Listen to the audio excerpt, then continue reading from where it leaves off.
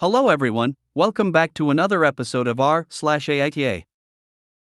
In today's episode, AITA for selling my daughter's car? AITA for sitting with my BIL instead of cooking? AITA for telling my younger brother that I'm not his dad? Before we get started, make sure to subscribe so you will never miss a video. So let's get started. AITA for selling my daughter's car? I, 56M, have a son, 28M, and a daughter, 22F. I like both of my kids equally, however, they are different individuals with different lives, so I help them based on their needs. My son did not do well in high school and went to a community college and decided it was not for him after a semester and went to trade schools and eventually settled on HVAC. He had issues sticking to things, so as a reward, when he became certified in HVAC, I bought him a brand new truck as gift. My daughter got into a good college out of state and was always more academically minded.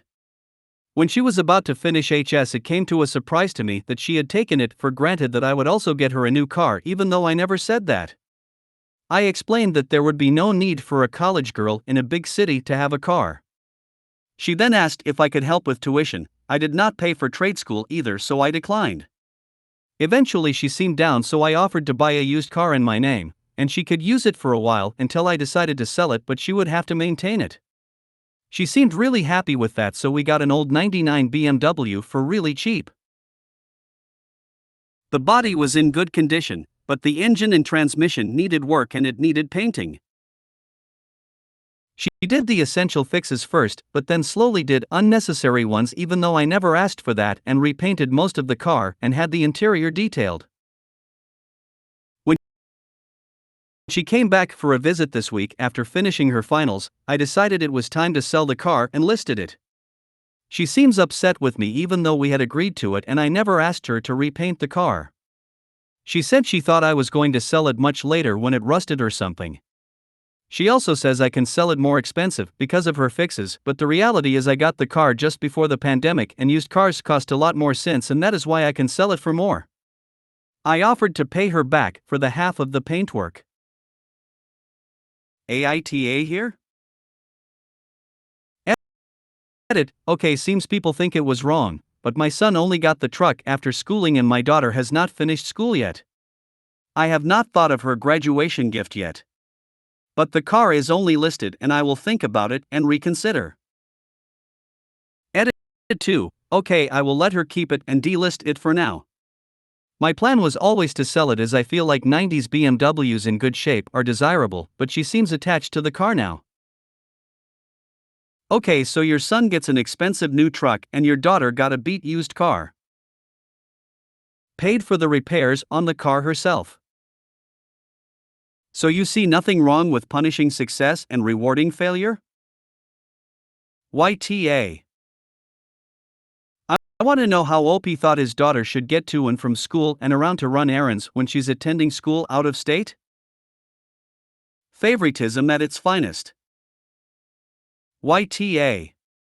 OP doesn't seems to see the bias. This happens so often where the underachiever gets more attention or gifts and it's taken for granted the good child will manage by themselves. This post makes me so sad. Of course YTA. And helping based on their needs is you knowing you are favoring your son and treating your daughter like trash. You bought a car really cheap. Then your daughter paid for the engine and transmission work, painted it, detailed it, and maintained it, and now you want to sell her car? After you bought your son a brand new truck? I would never speak to you again. Yes. Helping based on their needs might have meant helping with tuition, since that is her need? Wow, YTA. It's like you are punishing your daughter for her success or something. And to pay her only half the paint, etc.? After she paid for all the essential fixes too? Yes, YTA. My parents punished me for my success too. I left the house at 17, joined the Navy, got my degree, then made sound decisions and fast forward to now, have a nice house, decent money in the bank and a good life. My sister made bad decision after bad decision, blew through a $200K insurance policy after her husband died, moved back in with my parents as a 50-year-old and now works for minimum wage. My parents told me a few months ago they will be leaving everything to my sister because she needs it more. I haven't decided if I will ever speak to them again. YTA, and you clearly have a favorite. You bought your son a brand new truck, but decided that your daughter didn't need a car. But when your daughter asked for you to help her with her tuition, you said no because you didn't pay for your son's tuition, conveniently forgetting that you did buy him a brand new truck. Not buying a truck for your daughter didn't stop you from buying one for your son, so why did not paying your son's tuition stop you from contributing to your daughter's? This. A million times, this. Especially the last part where you said, not buying a truck for your daughter didn't stop you from buying one for your son, so why did not paying your son's tuition stop you from contributing to your daughter's? YTA. I know one of the first things you said was you like your kids equally, but that's not how you treat them. He did the bare minimum and you rewarded him. She excelled and you punished her. You bought your son a brand new truck and you're not even willing to allow your daughter to keep a used car that you got really cheap? Yeah, YTA, and you don't help your kids based on their needs, you favor one of them massively. Now that she's spent her own money on fixing the transmission and other problems, the car is worth something. There's nothing like stealing from your own kid to make you feel like you treat both kids equally. He's planning to profit off of all the money and time she sank into that car. She should see if a lawyer can do something to help her. YTA, I'm guessing you're going to have a future post that says, my daughter hasn't spoken to me in years, but I didn't do anything wrong. You got your lackluster preforming son a brand new truck for being mediocre and your better performing kid the use of a used car she'll never own. You certainly know how to play favorite, YTA. YTA. What exactly have you done for your daughter? AITA for sitting with my BIL instead of cooking? I, 29F, recently went on holiday with my husband, 32, his parents, his sister, 28, and her husband Paul. I don't really get on with my husband's family, but the trip was to a country where a lot of their extended family now live, and I tagged along because my husband and I were going to another location the week after. I am not particularly fond of Paul. He's just, but I'm a nice guy personified. That said, it's not so obvious all the time that you can't be around him, and the whole family except our respective spouses dislike both of us, so there have been moments when I found myself seeking out Paul for conversation at events. On this particular day, my husband had gone to a business meeting and I stayed at the rental house. I walked my husband out and then saw Paul sitting by the pool, so I went to sit with him. We were there for maybe 10 minutes when my SAL came out and asked if I wanted to come inside and make lunch with her and my MIL. I said no thanks, I'm not hungry because I generally don't eat lunch unless at a restaurant and wasn't planning to eat. This seemed to annoy her for some reason and she went back inside. 5 minutes later my MIL came out and said I should come to the kitchen. I again said no thanks, I don't cook and I'm not planning on eating, so I'm fine here. A while later I mentioned going to get a drink, but Paul offered to get it, so I let him. When Paul came back with the drink, he mentioned that SAL and MIL were mad at me, but I brushed it off. Eventually Paul got called in for lunch and I went out to town for a while. When I got back, I walked into all the in-laws telling my husband that I need to stop treating them like the help and how I was flirting with Paul, which simply never happened. They seemed a bit uncomfortable when they realized I'd heard them, but MIL insisted my husband needed to stick up for them.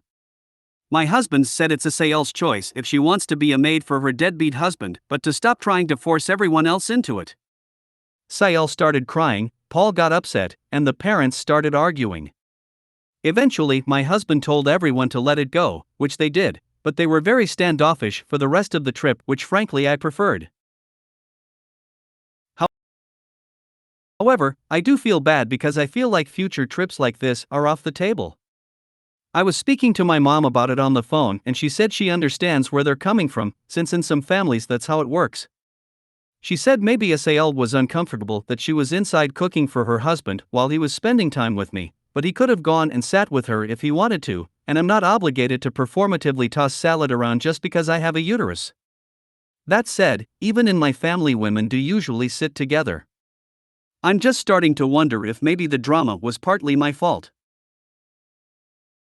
Edit, I put his SAL while referring to my husband's sister, I changed it. NTA. My husband said it's SAL's choice if she wants to be a maid for her deadbeat husband, but to stop trying to force everyone else into it. SAL and MIL created all the drama when they decided to lie and attack you to your hubby. Kudos to him for knowing what's up and putting everyone in their place.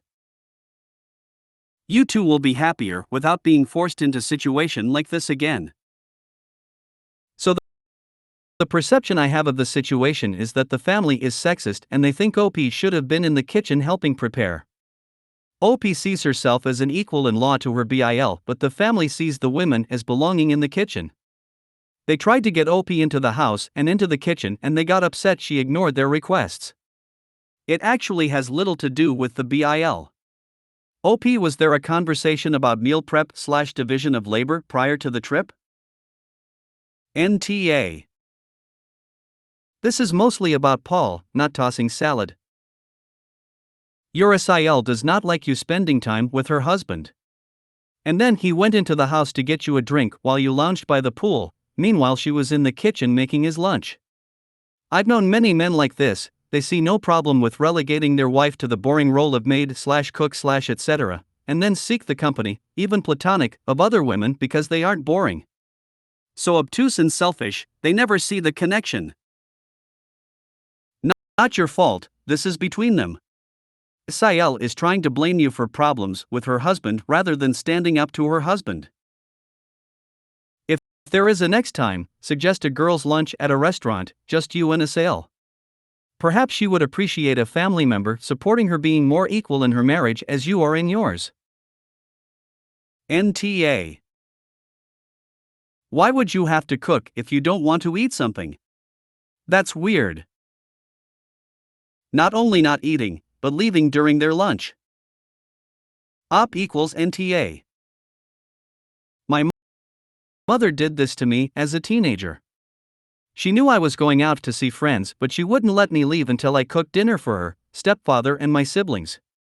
One day I was in a rush to make the bus. I seasoned the meat with garlic salt by accident. My stepfather had thrown the meat onto the patio for me to see when I got home, and I was grounded for purposely ruining their dinner. NTA. I hate the expectation that women are the cooks every time. My in-laws are the same way. They prefer all the women in the kitchen cooking every meal together. I do this my mom a lot, but that's because I enjoy having that time with her, not because of chromosomes. So weird. Oh gosh, NTA in any way. You weren't hungry, you didn't want to eat. Who were you supposed to be in the kitchen cooking for? AITA for telling my younger brother that I'm not his dad? I'm 19. My younger brother, let's call him Ed, in question is 6. My father, 49, has been in and out of our lives for the past 6 years. He was working abroad and providing for us during that time, but us kids have slowly started to forget his presence around the house. In 2021, he had a huge fight with my mother, 48, and decided to leave us under the guise of visiting his relative's funeral. We haven't seen him since. It's been very tough for my mother, who's tried her utmost best to make the best of such an awful situation for us kids without much help, so my siblings and I, mostly a bunch of teens, have tried our best to make things generally easier for her, including assisting in the raising up of Ed. Ed always used to call me by my name, but recently, like a few months ago, he's picked up the habit of calling me Dad. I felt very awkward at first, but after some thought I figured it was an honest mistake and didn't pay much attention to it. It didn't stop there. Ed started calling me Dad more, whether it was in private or whether it was in front of the family. I was extremely confused. Earlier this afternoon, I picked him up from his school. When we reached home, I went to my mother and jokingly said, "This random child has been following me the entire time, I think he's lost." We have a way of joking that I think is pretty wholesome. I'm sure he enjoys it too. Ed playfully tugged me on the arm and said, "How dare you say that? I'm your son." Now here's where I might be TA. I didn't want him to grow up believing that I was something I'm not, so I gently responded, "Ed, I'm not your dad. I'm your older brother, okay? We share the same mother." Ed replied, "You're my dad now, because my real dad is never coming back." Hearing that tore my heart and I didn't know how to respond. I hugged him, but he didn't seem too happy and left. My mother pulled me aside later and told me that I shouldn't have said what I said and that I have hurt his feelings. I tried to explain that as much as I understand his feelings, I wanted him to know who we truly are to each other and didn't want to devastate him later in life. I also mentioned how awkward it made me feel. She said that maybe Ed is calling me dad not because I'm his actual father, but maybe because I'm one of the safest masculine examples he's got. Upon reflection, I'm starting to feel very guilty about what I did. I think my mother is right, perhaps I was a little too harsh. I need some people to talk sense into me. AITA? Edit, I'm overwhelmed. Thank you for all the messages. Didn't expect to get this much attention, so I apologize for not being able to reply to each comment. However, don't think for a second your advice has gone unnoticed. The next step now is talking to Ed. We'll try to provide updates. NTA, while he may see you as a father figure, it's okay that you don't want the title.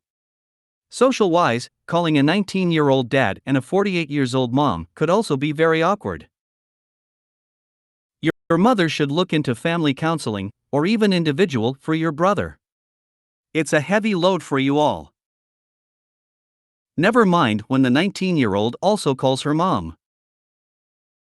Exactly. Obviously Ed is unaware of the connotations, but there are people out there who would absolutely take that at face value and make assumptions. If Ed says this at school, I could see an overzealous teacher making assumptions about abuse and calling CPS. NTA, I think what you did was the right thing. It's difficult for kids that age to see their friends with their fathers and not understand why they don't have a dad. And they don't understand where babies come from and why you being their dad is not correct. He just sees you as a role model that he can look up to, and it kind of feels like he has a dad in you. Correcting him makes it so that this doesn't become a permanent thing and reminds him that you are not his father. Keep emphasizing that you're his big brother, and that's even better than his father, trying to put a positive spin on your relationship to him. Your mother, on the other hand, is using you as a quasi-replacement and doesn't want to deal with the bigger issues here. She definitely needs to face the reality of the situation and what it's doing to you and your siblings. NTA. You can be big bro. Just like dad, but better. I think you did the right thing in a loving and caring way. He's a young child, but you're right, very impressionable, and waiting longer to tell the truth can cause deeper issues down the road. I think just reiterating to him that you are not dad, but you can be just as good as dad as big bros. I think finding age-appropriate ways and positive reinforcement could be helpful here. Agreed. Important to hold the boundary that he is not the father. However, is there a way to honor and accommodate Ed's emotional needs for this type of connection and the appreciation he is trying to express toward OP? As one example, talking to Ed about choosing a different special name or term of endearment that they both feel comfortable with. NTA. It's a heartbreaking situation, but I think it's important to stay grounded in the reality of what the actual relationships are. Seems like this would have too many future implications to let continue. Does sound like Ed might need the assistance of a counselor. You also didn't snap or yell, so you weren't an AH in your presentation either. NTA, you are not his dad, and it's completely justifiable that you don't want to be, and don't want him to see you that way. Being a good older brother is completely appropriate here. However, your brother sees his friends and kids at school who have dads and wants to be like the others, he doesn't want to think he has a broken home. Calling you dad is his way of saying, look, nothing is wrong with me or my life, I have everything everyone else has. He may not be emotionally mature enough to understand, but you can't have your mom enable it. You can be a father figure without being called dad. Take some time to let him know he's loved and that as his older brother you are going to look out for him. Not having a dad is okay, because he still has a loving family. As he gets older, he'll be able to understand and still appreciate you. NTA. The issues your brother will face due to him having a father that has chosen to abandon him will not be solved by him calling you dad. You felt uncomfortable with it and you expressed that gently to a young child still learning about relationships and the world around him. He won't be irreparably damaged because you corrected him. NTA. It's bad to support a child's delusions. If your mother cares so much, she can go and find him a new dad, you aren't it. It's not healthy for the entire family for you to pretend to be such. NTA. And yeah, him calling you dad is extremely unhealthy. It might go unnoticed for a while, but wait until his friends get older and think Opie and their shared mother have done the unthinkable. Mom should be worried about that for sure. Opie sounds like the perfect son and big bro. I'd hate for him to get grief down the line for a misleading title. Especially because Opie is 19, so he's probably going to move out soon. Would the little brother feel abandoned again? The mom should probably find a child therapist to help little bro sort out his feelings. NTA. If mom is out there listening, she needs to pull up her big girl britches and attend to the needs of her youngest without passing off responsibility to Opie. Especially because Opie is 19, so he's probably going to move out soon. Would the little brother feel abandoned again? The mom should probably find a child therapist to help little bro sort out his feelings. If you made it to the end of the video, thanks for watching. Don't forget to like, subscribe and share, and we will see you in the next video.